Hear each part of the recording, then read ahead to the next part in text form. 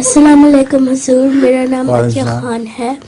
میرے ابو کا نام اسد اللہ خان ہے، میری امی کا نام فرح خان ہے. حضور، میرا پہلا سوال ہے کہ قیامت کیا چیز ہے، یعنی آخری دن کیا ہوئے گا؟ قیامت کا مفہوم جو ہے یہ دو طرح سے ہے. ایک تو دنیا میں بھی قیامت آتی رہتی ہے.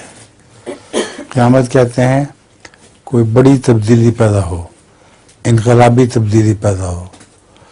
جب حضرت صلی اللہ علیہ وسلم کا انقلاب کا وقت آیا تھا، جب آپ کو خدا نے فتح کی خبریں دی تھی، تو قرآن کریم میں آتا ہے کہ قیامت قریب آ گئی ہے اور چاند دو ٹکڑے ہو گیا.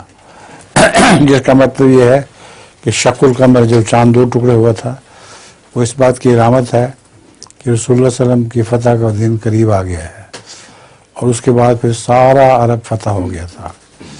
اسی طرح اس زمانے میں بھی بڑی بڑی جو عظیم الشان تبدیلیاں ہوتے ہیں ان کو بھی ساتھ کہا جاتا ہے. تو قیامت تو ہمارا اردو میں لفظ میں استعمال ہوتا ہے اور عربی میں بھی ہے، لیکن جو بنیادی لفظ ہے وہ ساعہ ہے. قرآن کریم میں بھی اقترب الساعہ لکھا ہوا ہے. حضرت عیسیٰ کو بھی ساعت کی علامت بیان کیا گیا ہے.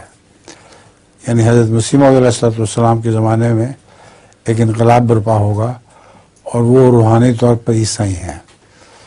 تو ایک تو یہ معنی ہے. دوسرا قیامت کا معنی وہ ہے جو اس کو تم سب لوگ جانتے ہو کہ سب دنیا کی صف لپیٹی جائے گی اور سب لوگ اٹھ کر اوپر چلے جائیں گے، جسمانی طور پر نہیں بلکہ ان کی روحیں، اور اللہ کے حضور سارے پیش ہوں گے. اس کو قیامت کا دن کہتے ہیں.